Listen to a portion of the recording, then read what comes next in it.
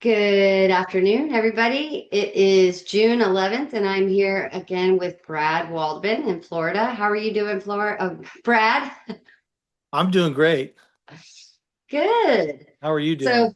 I'm doing well, doing well. I am just watching these rates and seeing what's going on with the mortgage market. And seems like we had a pretty busy April, May, and then it kind of died down. And so I wanted to get your take on what you think is causing, the rates to go all crazy.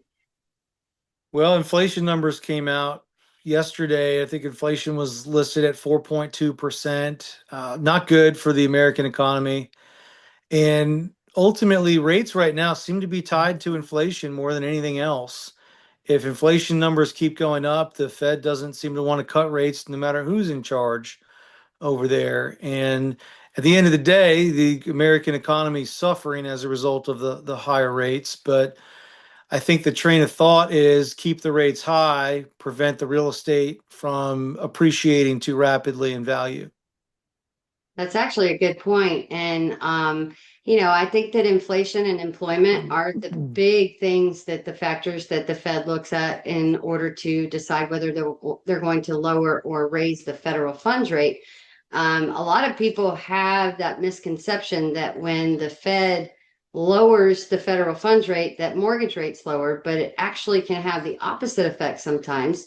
It really all depends on the situation, but I feel like, inflation and employment are important, but this Iran conflict, as soon as it ends, I have a feeling that we're going to see the rates drop.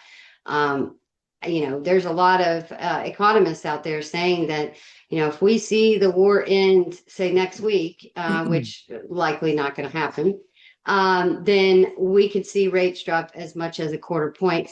Some are even saying a half a point.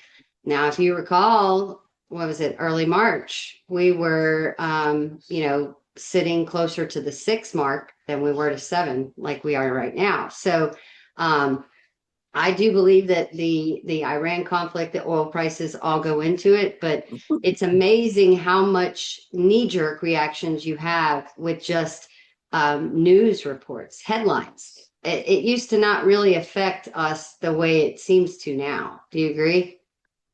Yeah, I don't really know what to make of that other than people tend to use the internet a little bit more heavily for their information and they use AI. And, from my perspective, how do we know that AI isn't being programmed to manipulate us into just accepting all of this? Hard to know. I agree with you. The conflict in Iran is definitely the driving factor for rates staying higher. I don't know that it's going to end anytime soon. And when it does eventually end, and I imagine it will at some point, we will see a short period of time where things get better. But our government, unfortunately, will find the next thing to push the prices back up. We Well, will I be in another conflict. Well, I don't even know if it's conflict because here's the thing. I mean, before the conflict ever started, it was, inflation, inflation, employment, employment, and then the Iran conflict. So I honestly believe that what's going to happen after that conflict is it's going to go back to the Fed wanting to see what, is this inflation or, looking at the employment numbers every week when the jobs numbers comes out, because when you have jobs numbers like today, there were more jobless claims than expected. Normally, that might improve rates, and we stayed flat this morning. It was almost like jobs reports didn't even come out. Inflation was actually expected to tick up a little bit based on the year-to-year comparison, but even when they expect that information, that's where it's crazy because it actually doesn't move the needle as much as we think it will. I don't want to be doom and gloom here, but nothing makes sense during the last, I would say, probably 4 years regarding how rates have trended with economic news out there. Nothing is predictable. The world's leading economists, or you could say people like Barry Habib, for example, who have been really instrumental in predicting rates. He can't predict what's happening right now. He hasn't been accurate lately, and I got nothing but love for Barry Habib, but anybody who claims to know what's going to happen or makes market predictions is just guessing at this point, because nothing historically that we've used to track rates is trending the way that it used to. You just can't predict. So every day is a landmine when it comes to Right. deciding whether to lock your rate or to float your rate. I just look at it on a case by case basis. I do a lot of floating lately because you do get pockets where the market improves and we can catch that improvement. But I'm starting to get to a point where I'd like to just lock people in immediately and not worry about the gamble, because you risk running your rate up on ridiculous news that really shouldn't be running your rate up. Well, and that's the thing. I mean, it's been a bouncing ball, and I will say we're about 3/8 of a point lower than we were this time last year. So we are improved. Sure. But with all those knee-jerk reactions, the first thing that the market experts who watch the mortgage market, whether it's Hammer, whether it's Barry, whether it's Logan, they're in a they, oh, we're in a locking stance. We're in a locking stance, but what I have yet to really understand is, you know, you have a life cycle, typically about 30 days for a purchase to go through. And we really need to have that loan locked, about 7 days before closing. So when they indicate to lock, is that for loans that are closing in the next week? Because it's amazing, because then, you might be in a completely different stance in a week from then, where if you wouldn't have locked, you would be in a much better position. So, it's you have to really gauge what your risk level is. And my motto has always been, if you like it, lock it. And when we saw those rates, like, during the last administration, we had seen rates as high as 7.5, even going higher. It was like, listen, I know you don't like 7, but would you like 7.25? Because if you don't lock it, we might be sitting at 7.25. And they would be, you're right, you're right. Let's just lock it. And now it's like a lot of people are so wishy-washy on whether they want to lock it. And then they say, well, whatever you think. And I'm like, listen, I'm not a gambler. I do not, I watch the market, but even something that happens overnight across the pond can affect our rates before we even wake up. So, I can be trusted to watch the market during the day, but I can't know if Trump's going to say something crazy, if we're going to attack Iran, if Japan has higher GDP or lower GDP, or had to raise their rates. All of those things affect what our markets open at. So you're right. I mean, if you're risk adverse, just lock it and move on. And I actually did a video this morning. I'm on a $400,000 loan. People are so obsessed about where rates are. But if you look at a $400,000 loan and you take 6.75, then you take the same 400,000 at 5.75, the difference in that payment is $250. It's not the rate that is driving unaffordability. It's the taxes, the insurance, the HOA, the mortgage insurance. You look at principal and interest on that loan, it might be 2,500, but by the time you add taxes, insurance, mortgage insurance, HOA, you might be at $4,000 a month. Real estate taxes are getting to be out of control. And if you really dig deep and you read up on what local governments are doing with all these excessive budgets that they put in place, they're just wasting the money anyway. Well, So, DeSantis, I mean, DeSantis, I was so impressed when he came out and he was like, listen, tax revenue with property taxes in this year were this. They had tripled in 3 years. He said, we have to do away with this. So what did he do? He told them to propose a bill to eliminate property taxes for primary homeowners. They ended up adjusting the bill basically and took out school tax. So you guys, in Florida, everybody was so excited, and I even was excited when I heard it, because DeSantis had talked about it being all of it. By the time that it got to where it's going to be voted on in the fall, now they've stripped out school tax completely. So your exemption is going to be on the non-school portion. That's, which, look, it's anything is better than I nothing. know. He definitely watered down the talking points that he started with. The actual bill that's going to come is not nearly as great or as strong as it was sold. That said, it's still an improvement upon what we're looking at now. I think the average homeowner is going to save about $250 a month. That's great. I mean, that's awesome because right now, they say that foreclosures have ticked up 19%, and it's not for the reason you think. It's because of special assessments, HOA, taxes, and insurance. So Florida actually has a lot of, say, condos, and I feel bad for those that are getting hit with special assessments. But if they could get some relief on the property tax, and then the tort reform that you guys already passed 2 years ago is going to start helping with insurance. That's what I feel like the whole nation needs to do is focus on, lowering the tax burden for homeowners. We can't entice people to buy a home if the taxes and insurance are going to drive them out. And that's why foreclosures ticked up last month, was because it wasn't the principal and interest. It's the rising taxes and insurance that are going up 10 to 30% in a year. The other point that you could potentially hit on there when we're talking about the taxes and the insurance going up, and maybe there's some relief coming, maybe there isn't. When you're trying to renting is not going to save you from those costs either, because your landlord is incurring those costs, arguably, at least in Florida, at a higher rate. Yes. So they're going to pass those costs on to you as the renter.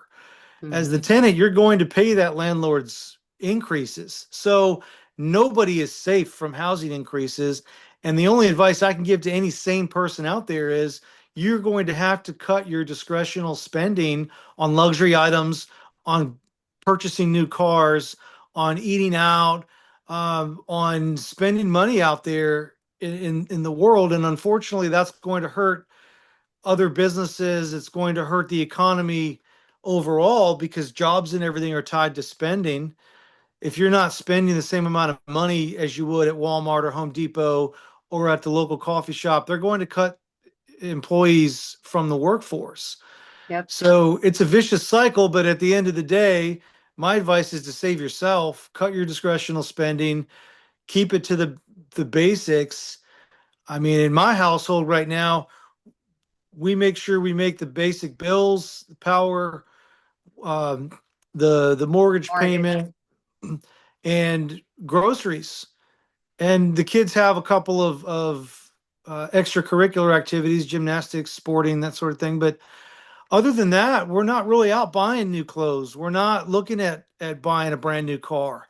I've got a teenage daughter that's going to start driving soon, and we're going to go get another used vehicle, which, by the way, used vehicles are surprisingly affordable now. Yes. So focus your energy right now on saving your money and being frugal with your spending. That is the best advice I can give you, because the one thing you're going to need as a primary uh, is your residence. You're going to have to buy something or rent somewhere. You're going to have a place to live. And then Yep. secondary, you're going to have transportation to get to and from work. Yes. Those are the most important things. And then third, you got to eat. You got to feed your family. So Hmm. housing, transportation, and food. Those are the things that you really should be spending your money on. And I got news for you. Those things are going up in price. So you're going to have to even be more diligent. Yep. I'll get off my rant here in a second, but I took my 16-year-old or 15-year-old daughter to do some grocery shopping last night. And right now we're learning the pros and cons of what to buy and what not to buy. And she's learning very quickly at a young age, when something's buy one, get one free, that's what you're buying. Yes. And you're loading the freezer up with it, and that's what you're working with. And it may not always be the brand you want. It may not always be what you would like to buy, but we're focusing on the things that make the most sense to buy. I live for the BOGOs. Those are my favorites. I mean, Publix, I go in there and it's buy one, get ones. And whatever I need that's on buy one, get one, I get it that week. And then, the next week they have different things. And my husband always reminds me, just because they have BOGO does not mean you have to buy two, because they'll give you half off the price if you buy one. So I was in a bad habit for a while of buying two of everything. And it would, if I was buying 2 bags of apples, we couldn't go through the bags of apples in time before they Sure. start to rot. So he's like, they're trying to entice you to get two because it's buy one, get one free. But if you only buy one, you get it for half price. So you're still getting the good deal. And that's what I try to focus on. I mean, if it's not the craft, but it's the off brand, I really don't care, you know? We have, nice dinners, but we don't really go out to eat anywhere because the amount of money that you spend for even a family of four just to go to Zaxby's. I mean, I'm just amazed that my husband and I can't even grab lunch at even fast food without spending $30. Right. So it's just gotten way too expensive to be going out and spending that money on those things when you could buy them and spend much less to eat at home. The only way that these larger corporations are going to move the cost of the goods and products down is if you don't spend the money on the cost of those goods. The That's things economics 101. That's the exactly how it works. the things that we like to do, if you want to go out and get a burger or something, once in a while is okay, but that's not happening once a week anymore like it used to. Hmm. That's those are relics of the past. You have to be more mindful. Um, Yep. if I'm going to spend $40 on a dinner, it's going to be steak or duck or something high end. It's going to be good. And I'm going to feed the whole family instead of just two of us. Right. Yep. And that's the difference. I mean, you go out, the another thing is, when I go through a quick drive through, get a sandwich or not a drive through or walk through. I mean, I used to always get a soft drink. I mean, soft drinks are now like 350 just to get, drinks. So, healthy drinking water. And my husband grew up without getting anything to drink with his food because he would fill up on the drink and he wouldn't eat the food. So he grew up learning to eat without drinking. I cannot do that. I need something to wet my whistle going down. So I started doing, water because it's free, you don't have to pay for that. And it can save a good bit when you have a family of four going out for dinner, not to have tea and soft drinks. Have those at home as well. A big thing like Gas Buddy. That's I don't know how much gas ranges in your area, but it can range a really drastically around here. And so one of the things, the apps that I like when I'm traveling for a closing, I'll look at Gas Buddy to see because if I'm on some road that I'm not familiar with, I want to find the best gas price. Because 25 gallons or 22 gallons is a lot to spend. That is one way to save money too. And you know what it's funny because I saw a commercial and it's some company that has an app that will go through your bank statements and tell you all the auto payments that you make, like Uber Eats. And, you know, I mean, when I first saw that commercial, I thought, there's no way that I even have more than like two or three. But now that I'm thinking about it and I was looking at budgeting and how much, is going to these kinds of things, I started thinking about it. The amount of money that I'm spending on auto payments for services or things, is insane. And some people don't even know that they're still spending money on the monthly Uber Eats bill when they moved out of the state or they don't have Uber Eats anymore. They're not going to come and tell you that. So, one word of advice is, look at what you're paying for with membership, the monthly fees, Instagram verified, Uber Eats, your Netflix, all of those things add up. I mean, I had one lady who's like, I don't have any dispensable income between her restaurants and all of her monthly subscriptions. She was spending about $700 a month just on those items. And I pointed it out to her and she's like, well, what do you expect me to do? Eat cereal? And, you know, I mean, honestly, I had somebody who put their eye on the prize and they ate ramen noodles for 3 months to save up. It's how bad do you want it? You know, you can keep living the way you're living and keep renting, but it's still going to end up raising your cost of living, no matter if you're renting or you own, because the landlord's going to raise your rent when they have taxes that go up or insurance that goes up. I would say if you're a young man or a young woman, or even if you're middle aged or older, if you are in a scenario where it's just you, you should go purchase a home and then you should get some housemates and charge them rent to live in your home. It's not always the most comfortable way to live, but if you really want to get ahead, that's how you do it right now. That's how a Um, lot of my younger buyers are doing it. They're buying a home because they can afford it on paper, and then they're going and they're, $3,000 a month. They're sharing it with two other guys, and they're, paying either nothing or they're paying very little, because the other people are footing the bill, and they're going to get the equity and the appreciation gained.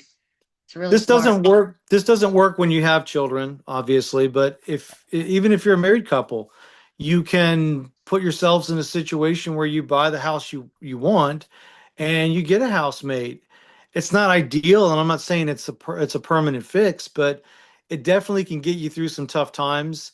The moral of the story, the thing that I'm trying to impress upon anybody listening or watching this is you have to make the difference in your budget right now. You have to stop giving your money away to billion-dollar companies just out of pure convenience. I think Uber is a great service. I think Uber should exist.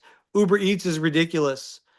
You should not be hiring a driver to go pick up your McDonald's.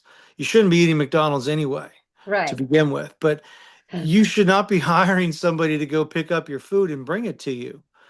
The exception to that rule might be pizza delivery because they're delivering pizza anyway, and that's par for the course. Listen. But Domino's, I looked at the difference between me going to Domino's and picking up the pizza versus them delivering it. $7 difference. Plus, if you go pick it up, I mean, technically you don't have to tip them.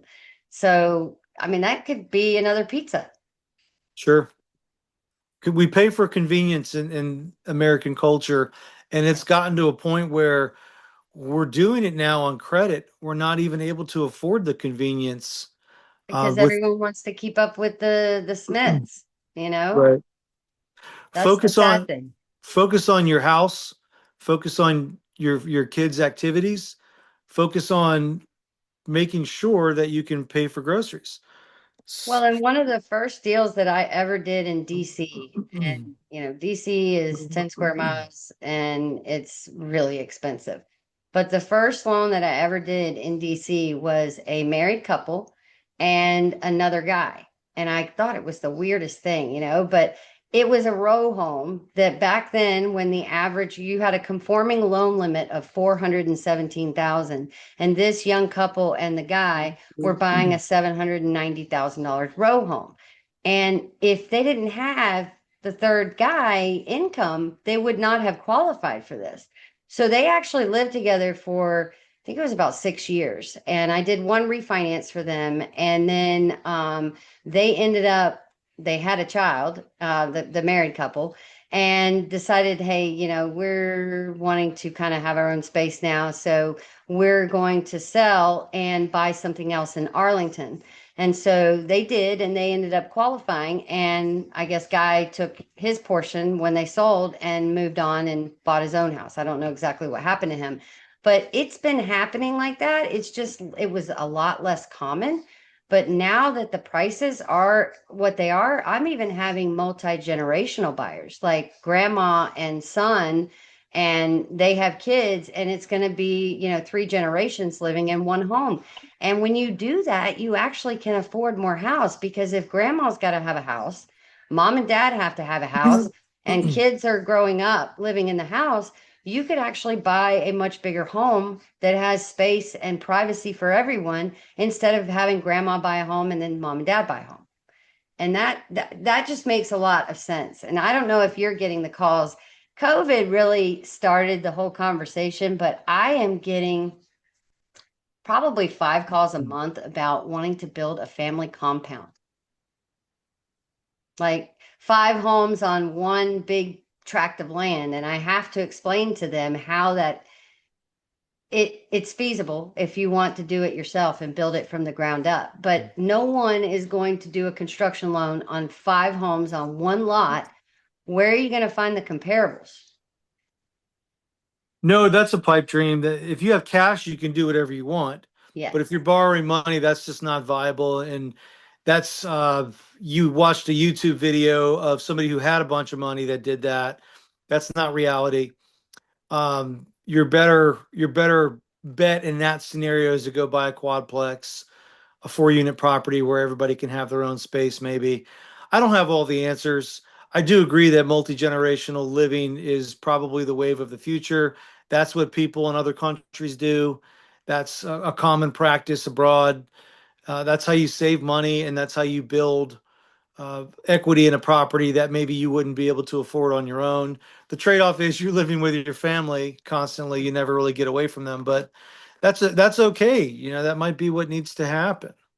Well, and I actually have not seen them as much down here, but a big change that actually happened on not only FHA loans, but on conventional loans. So, it used to be that if you bought a house that had an accessory dwelling unit, and this is like a little apartment or something like that, you could not count the income from that accessory dwelling unit to qualify for the mortgage. It was just, hey, this is an added bonus. You have, a little apartment over the garage.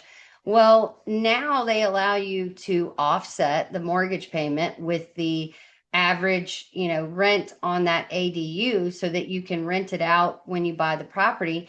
But also Fannie Mae and Freddie Mac also eliminated the requirement for you to put down more money when you're buying a multifamily home.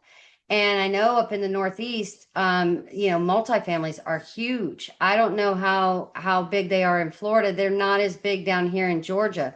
But if you can buy a 3 unit and put 5% down, do it. You're gonna basically make your mortgage payment on the rent that you're gonna charge the other 2 units. With caution, as long as you're doing this in an area that you're comfortable doing that in. Sometimes the multi-unit properties tend to call for lower rents, and that may not always call for the right type of tenant. If you're looking to actually live there, it may not be ideal, but you just have to research that and make sure you're comfortable with the areas, the locations. I have personally found that multi-unit properties can be a great source of revenue for a prospective landlord. They can also be a great source of helping out your own personal household if you're living in one of the units, but they're not perfect. You're still living with other people in very close proximity. It's a lifestyle choice. You have to be okay with it. Yep. And I mean, a lot of those I did in Massachusetts and Nashua, New Hampshire. Those are, multifamily homes are really big up there. So it was more common. I do, a lot of the 2 and 3 family homes tend to be in revitalization areas, areas that might actually accept Section 8.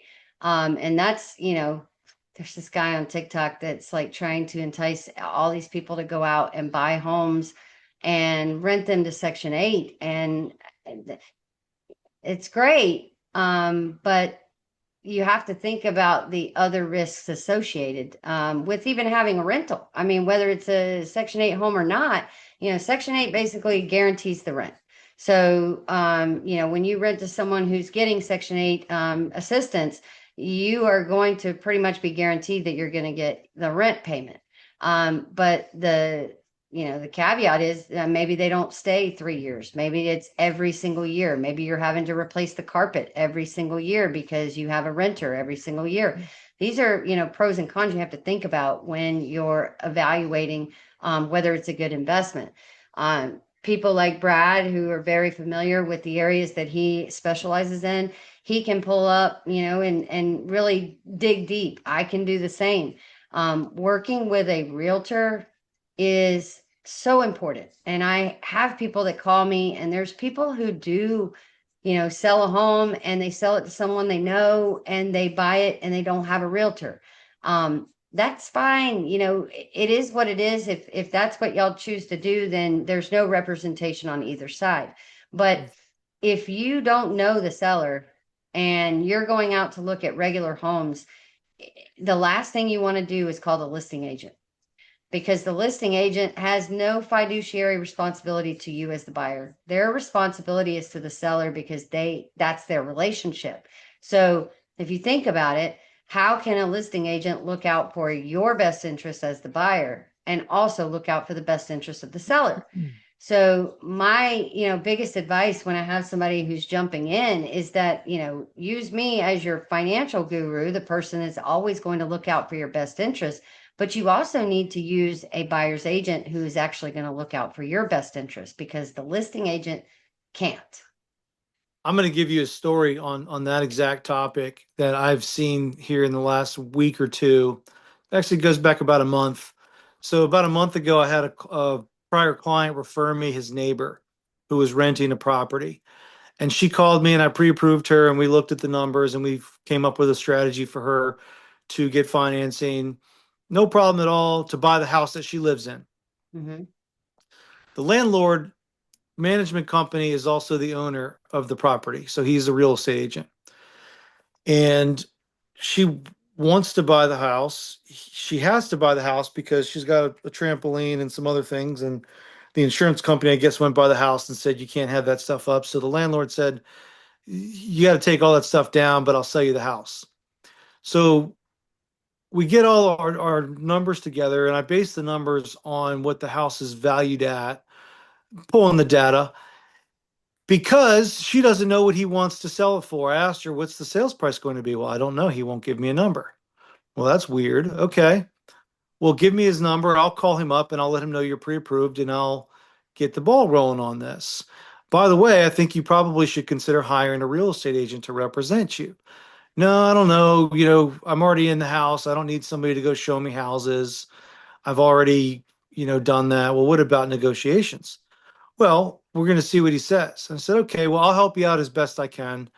As your lender, I can still sort of babysit some of this and give you some advice. And essentially, I called the gentleman up, and I use that term very loosely.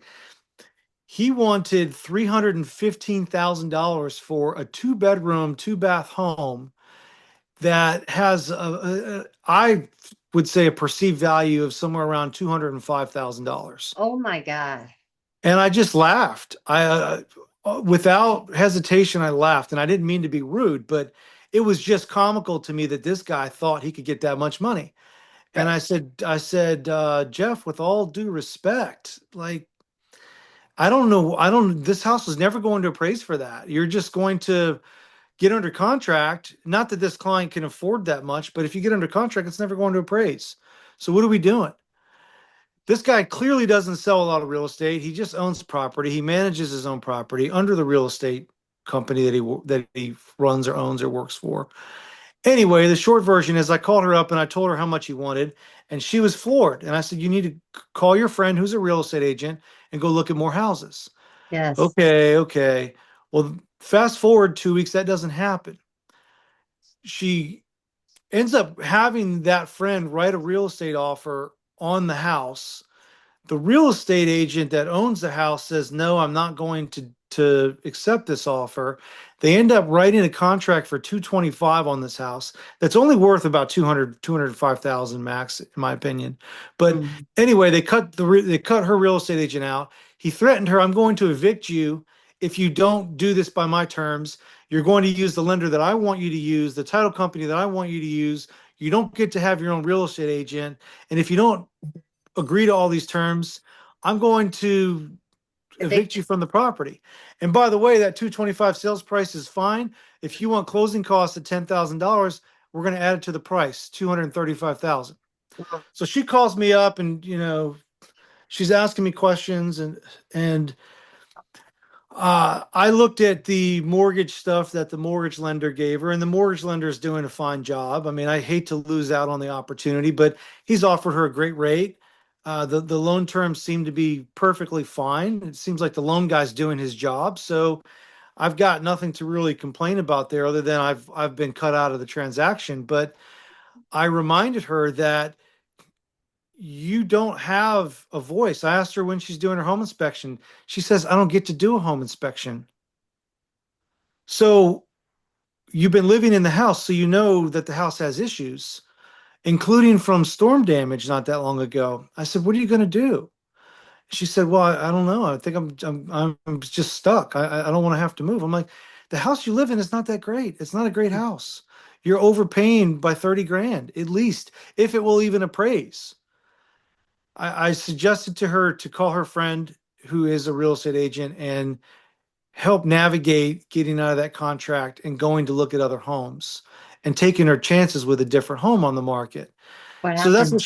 that's what she's going to do. Well, we're still waiting. I'm still waiting. That was Friday was that last conversation. I'll reach out to her again probably tomorrow, which is a week from yesterday or a week from Friday, excuse me.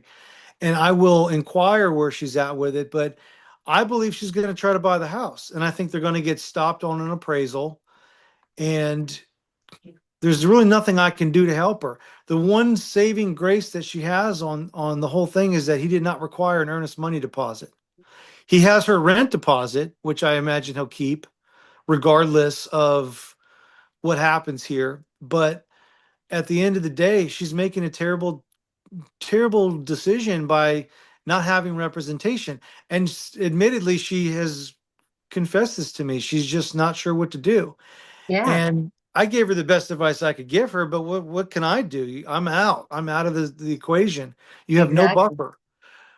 Your loan guy seems to be giving you a great loan situation, but that doesn't Yeah. matter if you're buying a piece of junk house that Well, if has repair issues. it's got to appraise at the 225 or 235, and it also has to appraise as is because he's probably selling it to her as is. And if it doesn't appraise with an as is value, she's going to have to fix it. I asked her, "Do you trust this guy selling you the house?" No. Well, then what are you doing? You don't have any buffer in place. You're using Wow. all of his people. You don't get a home inspection. You have no voice backing you. I said, if I hadn't called him to inquire about how much he wanted for the house, he was thinking he was going to write a contract for 300 plus $1,000, which is completely absurd because the house is nowhere worth near that. Anyway, the moral of the story is hire a professional to represent you. The seller is going to pay for that person most likely. That is your best bet when you're buying a home. Well, and I just had a situation sort of like that, but it was a referral from an agent that I use. And she actually got this info. I guess he went to Zillow. Maybe she buys Zillow leads. I don't know exactly. But she had referred him to me, and he had come to me wanting to buy the home he was living in. And he admittedly said, my landlord is a slumlord. He refuses to fix anything. I have this falling apart, that falling apart, but he's willing to sell it to me for 240,000, and I just need to know how do I get the loan. And I mean, I looked at pictures online, and I was like, this is not going to pass FHA. This is not going to fly. It is going to come up with all sorts of red flags. It's going to have repairs needed, and you don't have the money to fix it, and he's not going to do it. Well, we got him to start looking at other houses, and he fell in love with a house. And so we basically get the contract, go under contract. I need a verification of rent. I We know where you're ordered the going. form. We ordered the form. He called his tenant, my borrower, and says, "Hey, I just got this form to verify your rental history, and I just want to let you know if you're not buying my home, I'm not filling this out. I'm not going to help you unless you're buying my home." And he was like, "Oh yeah, yeah, I'm getting pre-approved. I'm hoping to buy the home." I mean, he flat out lied to him because he wasn't going to fill it out. And I actually had to give my processor a heads up. And as soon as my processor reached out for his email address, he said, yeah, so the borrower is buying my home, right?" And he's like, "Yeah, yeah, yeah." And we got the verification of rent, and we knew he was on time, but we had to get that third party verification. And he put on there he's paid excellent. He's paid 1,400 a month for the past 3.5 years. Great tenant. Do you think he would have filled that out if we had not lied to him and said it was for his own house? No. That was a slick move. I would have probably just had the client give me proof of payments from their bank statements. I did, but one of them was cash. One. Uh, that's a good reminder to never pay your landlord in cash. Always pay with a Yes. paper trail. Always either get a receipt or pay it directly from your bank account so that it can be documented because your landlord is not your friend and your landlord will, at the very least, if they don't feel like it, they'll just ignore the request. So Yep. you have to plan accordingly. Not everybody requires a rental history verification, but some credit profiles do require it. Some loan types, you might find yourself in a scenario where it's required. And And we this don't was a know. manual underwrite, and it was required because of the debt to income ratio. We needed a verification of rent. So, I mean, I knew he had paid on time, and it's kind of ironic because he never intended to pay him cash. Now, what happened was he was paying with Cash App. And I don't know if you recall, but right around November, December of last year, like we had a huge outage where things were just kind of apps weren't working properly. It was some kind of back end systems that were causing Microsoft everything to go haywire. Well, Cash App was down. And so the landlord had told him, hey, where's my money? Where's my money? And he basically said, Cash App's down. I cannot send this payment. So what he did was he gave his sister cash and she sent it through Zelle. And so when he showed me the proof, and he's like, I said, I can't prove that you went and gave her cash. I cannot prove that that is your rent that she paid through Zelle. Like it almost looks like you might have had a bad month and your sister paid your rent for you. So we don't have any way to prove that that's not how it went down. So now we're going to have to get this verification of rent. And he's like, I don't think you understand. He's a slumlord. And I'm like, if we don't get this, I don't think we can close. And so that's when he lied to him. And he was like, if he calls, if he asks, just tell him I'm buying his house. And I'm like, I mean, I have no responsibility. I don't have any duty to him. It's more of an ethics thing. But honestly, I didn't say whether he was or wasn't. And my processor didn't either. But he was like, yeah, yeah, yeah, yeah. We're trying to get him approved to buy a house, And he's like, oh, okay, okay, and he got it done. But I mean, it's crazy, and people to be held over the flames like that and know that you've done things the right way, but now it might all be hindered because your landlord doesn't want you to leave. That's sad. That's really Well, to all the landlords out there, if you want to act like an asshole, you expect the asshole treatment right back in return. exactly. Yeah. And expect me to kind of lie to get it done because that was the only way I was going to be able to get it done. We will bend the ethical or moral fabric if we're not breaking the rules. We will bend that when confronting a landlord to help our clients at all costs. You All have to day. be you have to be willing to play that game. As long as you're not breaking the law and you're doing what's in the client's best interest and you're getting accurate information, um, I don't have any issues with what you did there. I think that was a clever way to get what you needed from the landlord. Um, my only issue there in that whole scenario is when something like that is said by a landlord, I feel like the tenant should report it to the Mhm. authorities, um, because that violates fair housing. It does. And the fact that your girl that she basically was told, hey, if you don't do this in the way I want it done, then you are getting evicted. Like, what about the eviction rules in the state of Florida? Like, are you not going to abide by those? Like, I plan on helping her file a complaint should she decide to do that. I will give her the roadmap to filing a complaint. I'll help her write it. People like that do not belong in our business. They don't belong uh, well, and if among he's a real us. estate agent, you can actually file an ethics complaint, not only Right. just a complaint, against the company, but also an ethics complaint with the real estate board. He does not belong in this business. He does not belong among us with a license. He has no right to a license if that's the way he's going to treat people and do business. It's not ethical. It's not the right thing to do. It's scummy. And at the end of the day, I'm not going to make any money, but I will spend my time to see his license in jeopardy if given the opportunity. Yes.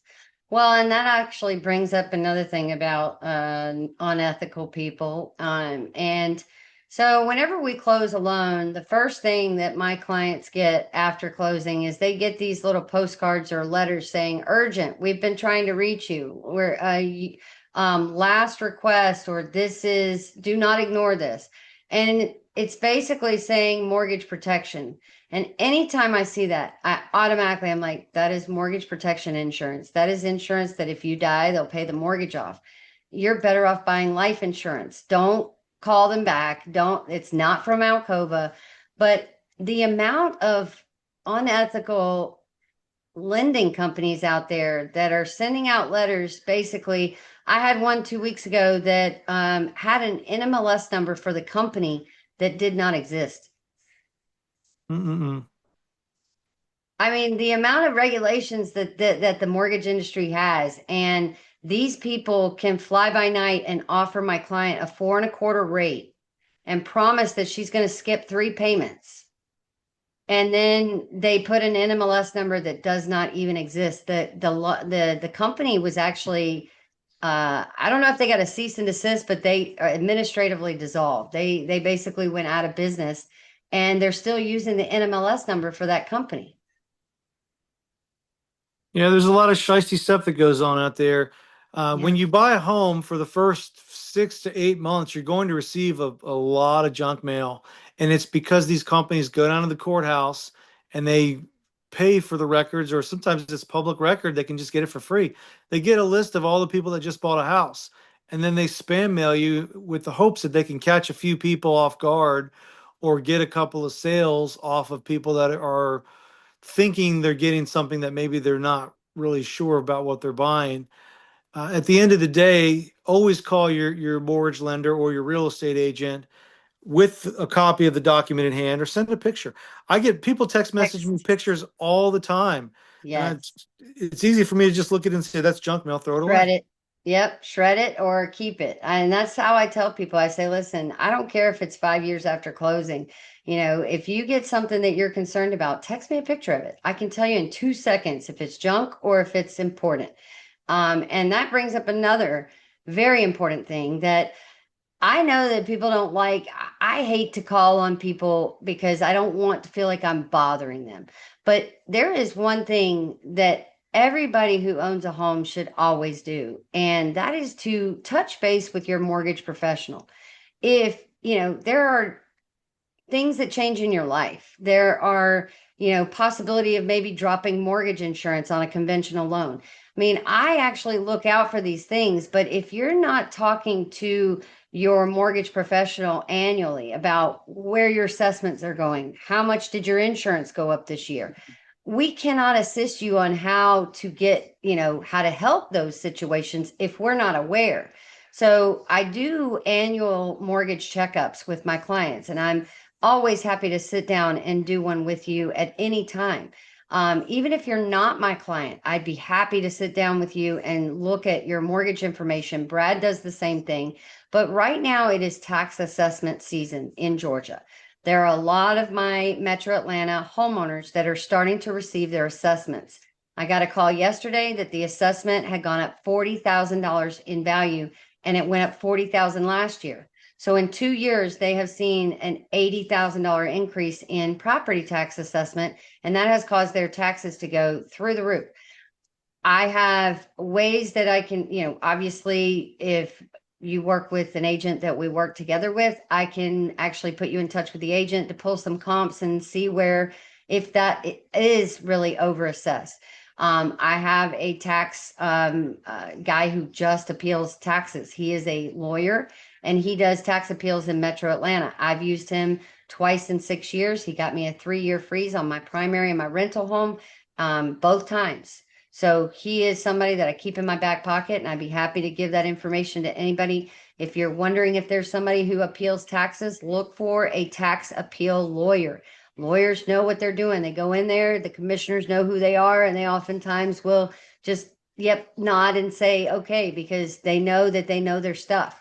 Um, if you don't want to do it yourself, you can do it yourself. It is free. You don't have to hire anybody. I choose to because I don't want to deal with having to go up against commissioners and fight when these people are doing appraisals all day long. That's all they do.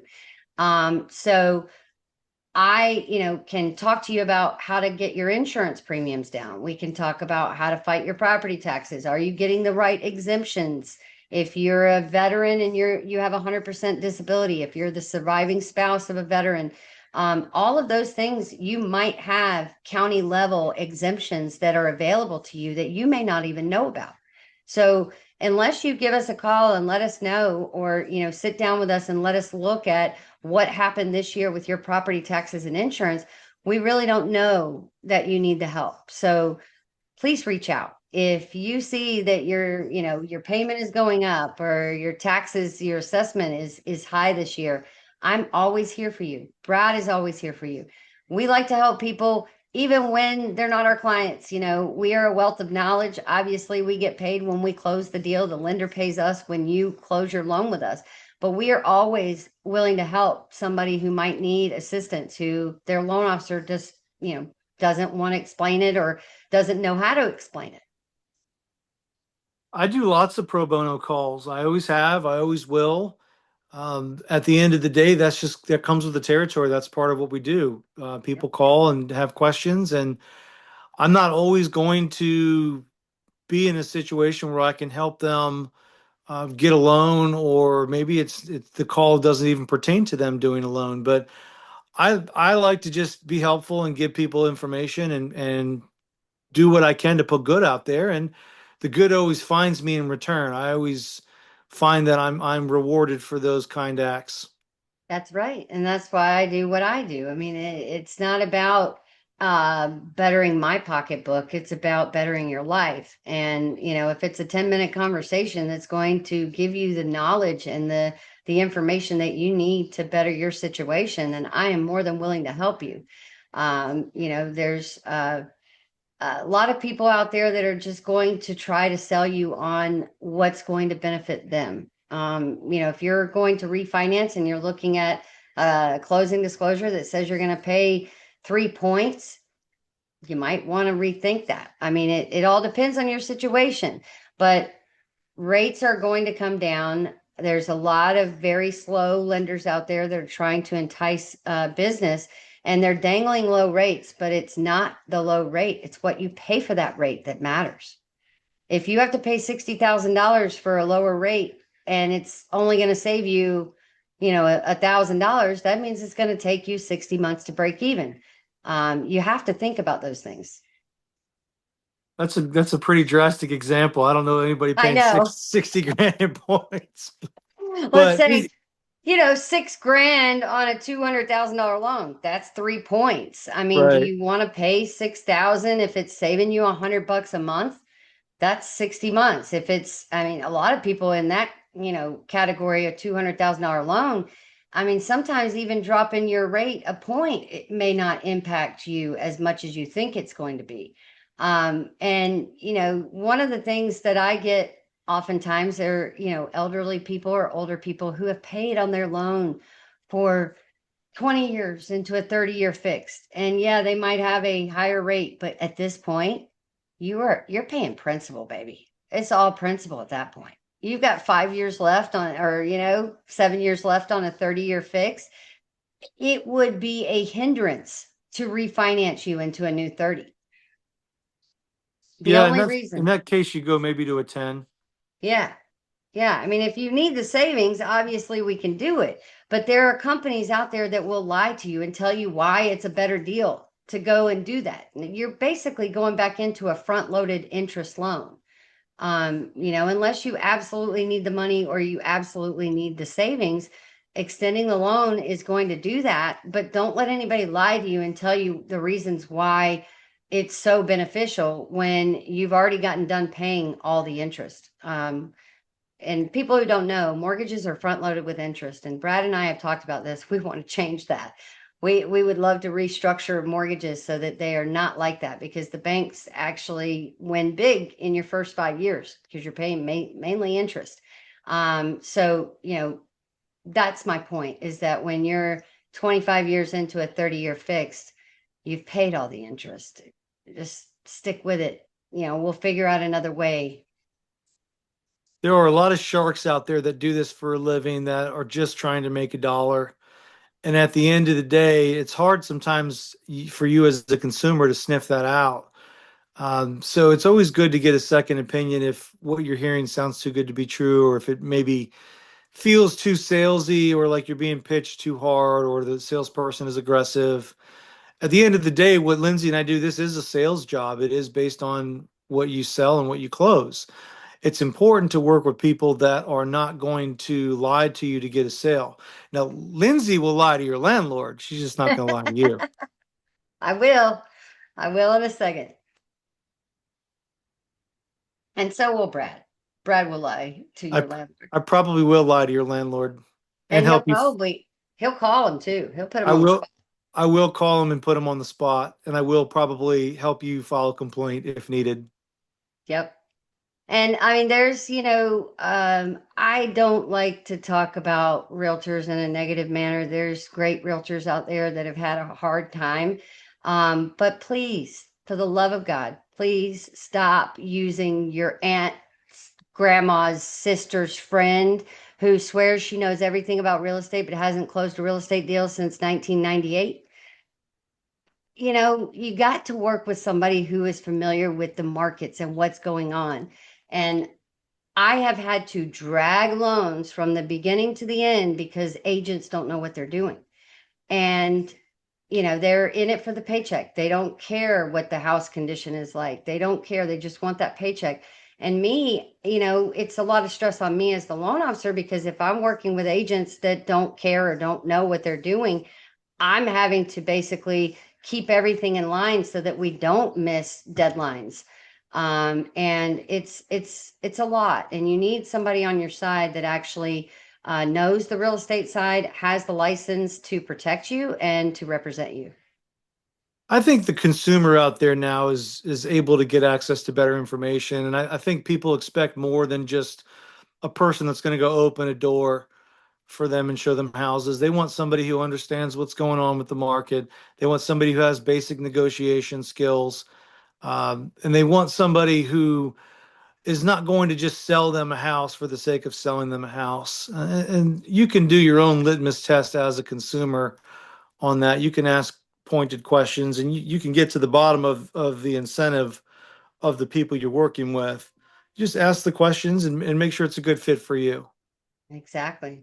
Yep. That's all. That's what it's about. And, Brad and I have people that we can refer you to. We've been in this business long enough to know that, if you need somebody who's a great roofer, we probably both have a great roofer to recommend. If you need an inspector, we've been in this business long enough to know, who we can trust, and we can pass those names along to you so that you're not running blind with no advice and no guidance. Agree. Well, Brad, it's coming up on 2 o'clock, and I know the World Cup starts today. Are you a big soccer guy? The only sport I really pay attention to, if I'm being honest, professionally is baseball, and even that I'm not really paying that much attention to this year. There are too many other more important things in my life to worry about aside from sports. I'm not suggesting that people shouldn't enjoy them. I would love to go to a ball game occasionally, but at the end of the day, I've got bigger fish to fry than worrying about the World Cup. No offense to World No. Cup fans. I'm more focused on what I need to be worried about on a day to day. Yep. Well, and my thing is I don't follow sports unless it's college football. So that's my thing. I don't even like pro football, but I know that football is soccer to us, so that's their football, and everybody is so riled up. Even like my Bible app thing that I read in the mornings, it actually opened up with a guy speaking Spanish, and he's talking about the World Cup. I'm like, what does this have to do with Jesus? I don't know, but it's like everybody wants to tie in the World Cup to everything. But I do believe that Atlanta has been very disappointed. They expected to have all of this money being spent, and so far it's been pretty quiet, and the hotels are not capped out like they thought they were going to be. So I don't really know the ins and outs of that. I think we'll probably find out a little bit more, but maybe people don't feel safe in Atlanta. Maybe they're staying outside Atlanta. I don't think people have the money to spend, quite That's a frankly. good It's point. sporting events. I like to take my kids to sporting events, hockey games occasionally, um, WWE when it's in town. We just had WWE come recently and we opted not to go because it was $300 a ticket. And I've got, three kids to take. I'm not spending $1,200 for a night out. We're just not going to do that. No, Things are that's more expensive than they've ever been. So we have to be a little more diligent with what we spend our money on these days. And I think maybe the World Cup is taking a back seat to everybody's economic issues right now. I think the cheapest seat in Atlanta to watch any of it is, I think it's 400 or 800. I can't remember. I mean, It's not affordable. no. So yeah, I definitely will be avoiding the Atlanta area for the next 6 weeks. I will be back. I'll check on my Atlanta friends in August when all this is over. But you know, I definitely know that it gets people excited, and I hope everybody enjoys the World Cup. And hopefully, we will not have riots and crazy people burning things down because their team lost. That's all I hope for. Ay, ay, ay. Way to end the talk today. Yeah, I know, but you know what? I mean, that just happened. In Paris, they had one team's team lost and they started burning the place. I mean, like setting stuff on fire. I'm like, come on, guys, let's just go home, have a beer, and that's it. Well, I'll leave you with this. I think the world governments know that this is the reaction to sports on that level, and I think they count on it and they use people to achieve these kind of goals when they want to. And at the end of the day, um, enjoy your sports if you want, but what's happening with the World Cup is not overly meaningful or impactful with what's going on in your own house. Focus on what makes you happy and enjoy your games, but don't let them control your emotional state or your life or decision making. Well, and didn't they used to do the games to distract the people so that they wouldn't revolt? The Roman Empire did that, absolutely. That's right.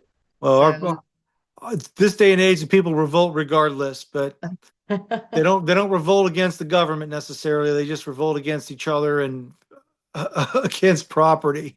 yeah, that's it. I mean, pretty much. But I mean, that's what am reminded of is the Roman Empire is like let them eat cake and let them be distracted. They won't hurt us. And when you get your Coliseum and you got all the people cheering on the fans, the last thing they're thinking about is how much they hate their government. So, I'll stick at home. I'll still hate my government, and I'll let y'all go to the games. There you go. Watch it on TV. There you go. Well, you have a great weekend if I don't talk to you again, and I'll see you in a couple weeks. Thank you. See you Thank later. you. All right, bye.